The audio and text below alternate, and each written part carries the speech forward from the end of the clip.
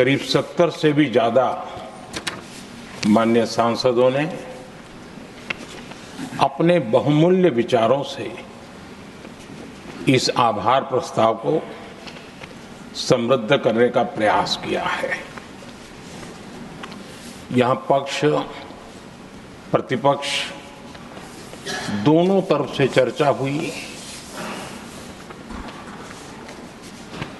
हर किसी ने अपने अपने तरीके से राष्ट्रपति जी के अभिभाषण को जिसने जैसे समझा वैसे यहां समझाया और उन्होंने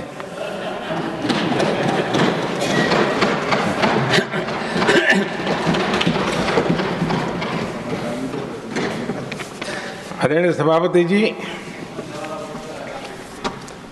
यहां पर सबका साथ सबका विकास इस पर बहुत कुछ कहा गया। मैं समझ नहीं पाता हूं कि इसमें कठिनाई क्या है।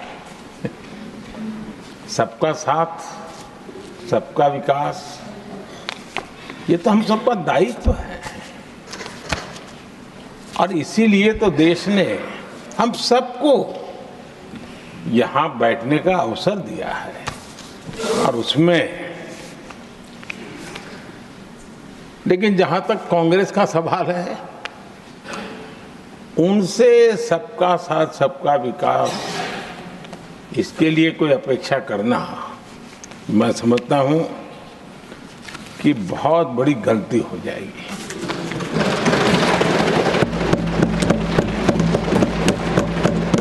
ये उनकी सोच के बाहर है, उनकी समझ के भी बाहर है और उनके रोड मैप में भी ये सूट नहीं करता है, क्योंकि वो इतना बड़ा दल एक परिवार को समर्पित हो गया है, उसके लिए सबका साथ सबका विकास संभव ही नहीं है।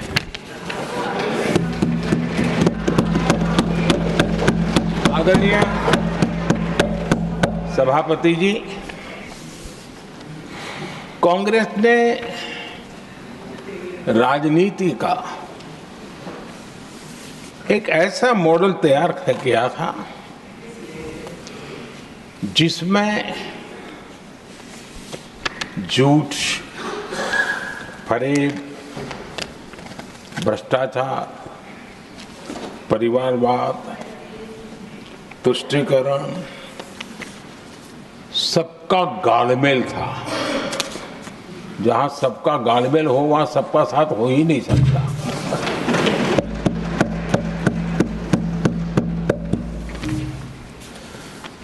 आदरणीय सभापति जी, कांग्रेस के मॉडल में सर्वोपरि है फैमिली फर्स्ट और इसलिए उनकी नीति रीति, उनकी वाणी, उनका वर्तन उस एक चीज को संभालने में ही खपता रहा है। 2014 के बाद देश ने हमें सेवा करने का अवसर दिया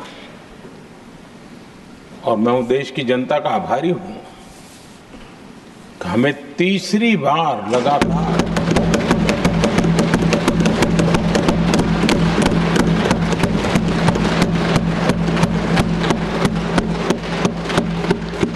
ये तीसरी बार जनता यहां पहुंचाती है। इतने बड़े देश में इतनी वाइब्रेंट डेमोक्रेसी हो, वाइब्रेंट मीडिया हो, हर प्रकार के बातें बताने की छूट हो, उसके बावजूद भी देश दूसरी बार तीसरी बार हमें सेवा करने का मॉडल बनाती है। इसका कारण देश की जनता ने हमारे विकास के मॉडल को परखा है, समझा है और समर्थन दिया है। और हमारा ये अपना मॉडल को अगर मुझे एक शब्द में कहना है तो मैं ये कहूंगा, नेशन फर्स्ट, राष्ट्र प्रथम। इसी एक उम्दा भावना और समर्पित भाव से हमने लगातार अपनी नीतियों में, अपने कार्यक्रमों में, हमारे वाणी में, वर्तन में इसी एक बात को मानदंड मान करके देश की सेवा करने का प्रयास किया है। और आदरणीय सभापति जी, मैं बड़े गर्व के साथ भी कहता हूं, बड़े संतोष के साथ कहता हूं कि एक लंबे अरसे तक, 5-6 दशक तक देश के सामने अल्टरनेट मॉडल क्या हो, तराजू पर तोलने का कोई अवसर ही नहीं मिला था। लंबे अरसे के बाद, 2014 के बाद देश को एक अल्टरनेट मॉडल क्या हो सकता है, अल्टरनेट कार्यशैली क्या हो सकती है, प्रायोरिटीज क्या हो सकती है, इसका एक नया मॉडल देखने को मिला है। और ये नया मॉडल तुष्टीकरण नहीं, संतुष्टीकरण पर भरोसा।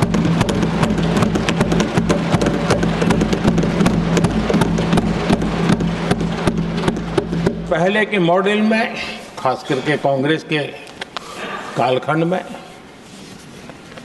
तुष्टीकरण, हर चीज में तुष्टीकरण, यही उनका एक प्रकार से औषधि बन गई थी उनकी राजनीति को करने की।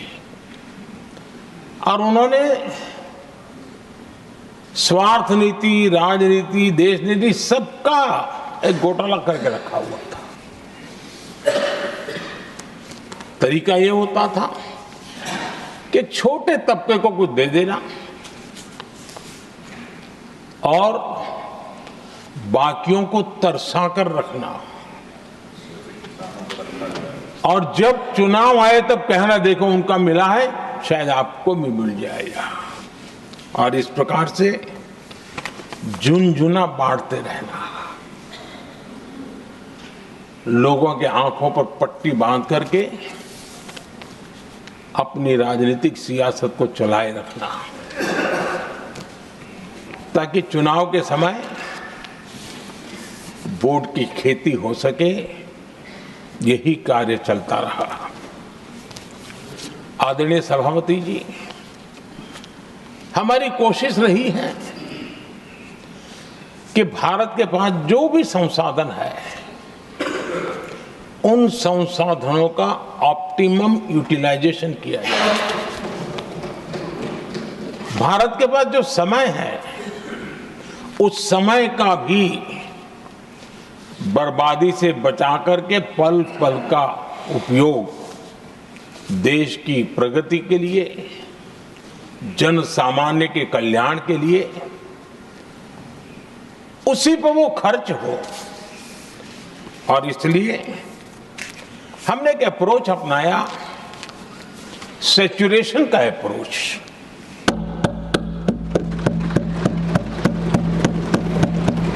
पैर उतने ही लंबे करने जितनी चद्दर हो, लेकिन जो योजना बने, जिनके लिए वो योजना बने, उनको वो 100% उसका बेनिफिट होना चाहिए।